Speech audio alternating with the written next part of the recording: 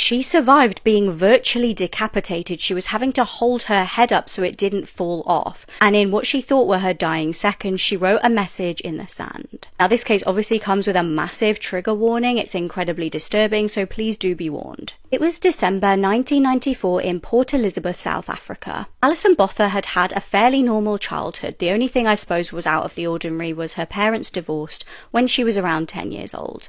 But this honestly just helped her become a more independent person. She seemed to cope quite well with this. At the age of 21, she went to live overseas for 4 years. She was super adventurous, and like I said, she was very independent. She was a beautiful young woman. But as time went on, although she enjoyed her travel, she did want to come home. She began a job as an insurance broker, and things seemed to be going well for her in life. She had great friends and a great social life, but all that would change forever on the 18th of the month. A now 27-year-old had been out that evening with some friends at the beach, taken her friends home, and then gone home herself. But when she arrived back at her apartment, something absolutely horrifying happened. She parked her car and leaned over slightly to get something off the passenger seat. Suddenly, out of nowhere, a man appeared with a knife. He demanded that she moved over to the passenger seat, otherwise he was going to kill her. Terrified, she did as she was told, and the man raced off in the car, and he told her he wasn't actually going to harm her, he just needed to use the car for an hour. Alison sat frozen in fear in the passenger seat of her car, while the man told her that he was going to pick up his friend, and that he was called Clinton. Despite him claiming that he wasn't going to hurt her and just needed the car, deep down Alison did know something horrific was about to happen. She just had this woman's intuition, this gut instinct. After picking up his friend, the two men drove Alison to a secluded location. And I feel like I've seen a bunch of videos recently about true crime and safety and things that we can learn from true crime.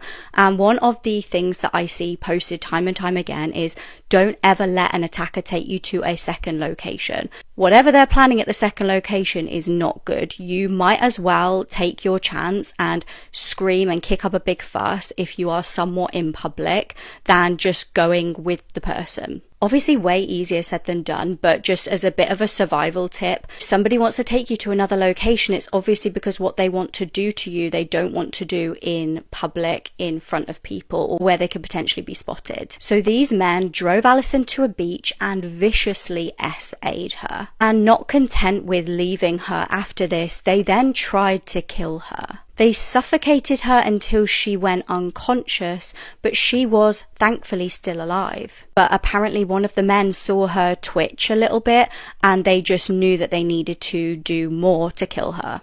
They then stabbed her over 30 times in the abdomen. But again, Alison was such a fighter, she was still alive. The brave woman was hanging on to life just by a thread. They then slashed her throat 16 times. Now, they were pretty sure she was dead by this point. They had no issue with starting to call each other their actual real names. Now, the Clinton name was a lie.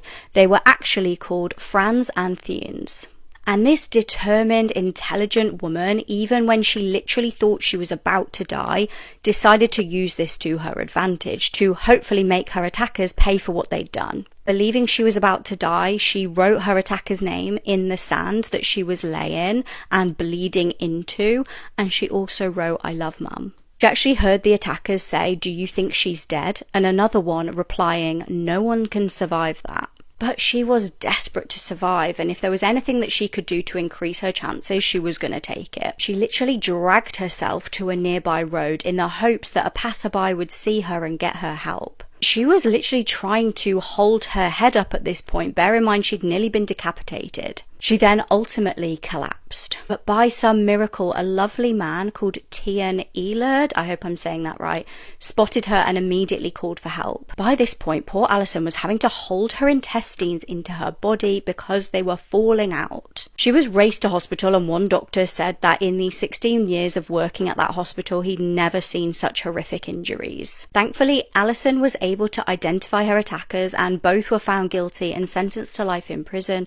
in August 1995. But horrifically, after serving 28 years, both were granted parole role in 2023. Alison really used this attack to her advantage though, and just her determination and perseverance through this is incredible. She started working as a motivational speaker and a successful author, and despite her horrific abdominal injuries, she was able to have 2 sons, which she was over the moon about.